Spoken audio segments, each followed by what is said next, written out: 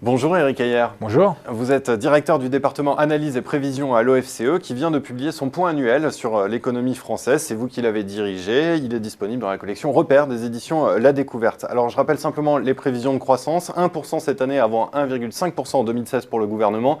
Xerfi et l'INSEE sont un tout petit peu au-dessus de quelques dixièmes. C'est le cas aussi à l'OFCE, je crois. Oui, c'est le cas aussi. On est à 1,1% en 2015 et 1,8% en 2016. Alors on va sortir nos prévisions officiellement le 16 octobre, donc, mais les chiffres sont à peu près cela, c'est-à-dire que c'est une reprise, tout de même dans le sens l'activité s'accélère.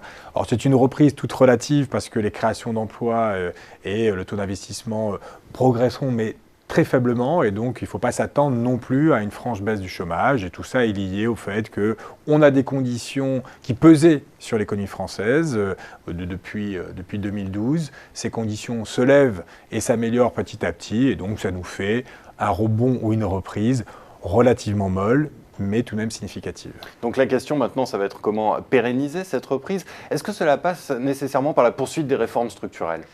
Alors ça passe à court terme, en tout cas, plutôt par des politiques macroéconomiques qui sont un peu plus expansionnistes. C'est-à-dire qu'il faut confirmer le fait qu'on va faire un peu moins d'austérité dans les années à venir que par le passé, que la politique monétaire va continuer à permettre d'avoir des taux d'intérêt relativement faibles et un taux de change qui devrait toujours se situer aux alentours de 1,10 à son maximum. C'est-à-dire que si vous menez des réformes structurelles, mais sans que ces trois conditions soient remplies au préalable, alors il est fort probable que ces réformes structurelles, au lieu d'accélérer la croissance économique, au contraire, freinent l'activité. Donc c'est très important d'avoir cela en tête en disant les réformes structurelles doivent être prises dans un contexte de politique macro plutôt expansionniste, sinon les résultats seront plutôt négatifs à court terme. Mais il y a une partie de la réponse qui passe aussi par l'Europe. Vous le dites dans votre livre, la faible croissance observée ces dernières années a valeur de test. Soit les Européens mettent en place une politique économique commune,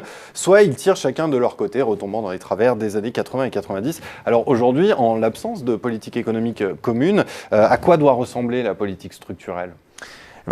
Aujourd'hui, malheureusement, puisqu'il n'y a pas de politique commune et qu'il y a eu tout de même certains freins liés à l'austérité, l'ensemble des pays partenaires se sont lancés dans des réformes qui visaient à gagner en compétitivité sur les partenaires européens. Et donc aujourd'hui, on est plutôt sur une logique, en France, y compris sur une logique défensive, c'est-à-dire qu'on veut tout de même garder nos parts de marché, et donc du coup, on est nous aussi obligés d'aller dans des politiques de compétitivité. Alors ça ne passe pas en France par des baisses de salaire, mais par le crédit d'impôt, compétitivité emploi ou le pacte de responsabilité, mais on voit que c'est à peu près la même logique. Et donc c'est en cela que c'est une logique non coopérative qui ne permet pas à la zone euro de croître, mais uniquement à certains pays de la zone euro de croître au détriment des autres. Et donc si on veut des réformes structurelles plus globales, il va falloir remettre justement du lien au niveau européen et des politiques macro-expansionnistes. Alors justement, quel bilan est-ce que vous faites à l'OFCE du CICE ? Est-ce qu'il y a eu des effets sur la compétitivité ou ces effets ont-ils été annulés par ce qui a été entrepris chez nos voisins ? Alors c'est très compliqué aujourd'hui d'isoler les effets du CICE, on n'a pas suffisamment de recul, même si on va sortir une étude à la fin du mois sur ce sujet-là.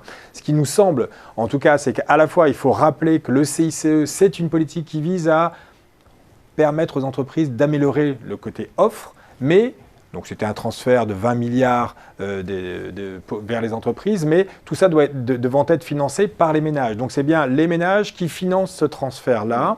Et donc il y a bien eu un choc d'offres positif, mais un choc de demande négatif. Or, à court terme, on sait très bien que les chocs de demande ont un impact plus fort que les chocs d'offres. Et donc en 2013-2014, voire en 2015, le CICE, dans sa globalité, avec son financement, a plutôt pesé sur l'activité, parce que l'augmentation de TVA joue tout de suite sur l'activité, alors que lorsque vous restaurez vos marges, ça met du temps avant de mordre. Et donc aujourd'hui, le bilan est plutôt négatif, mais attention, ça permet aux entreprises de restaurer petit à petit leurs marges. Et donc pour demain, on aura sans doute des répercussions plus positives. Mais aujourd'hui, le tout n'est pas franchement positif, surtout dans un contexte où tout le monde a mené cette politique-là. Donc du coup, il ne fallait pas s'attendre à des forts gains de compétitivité.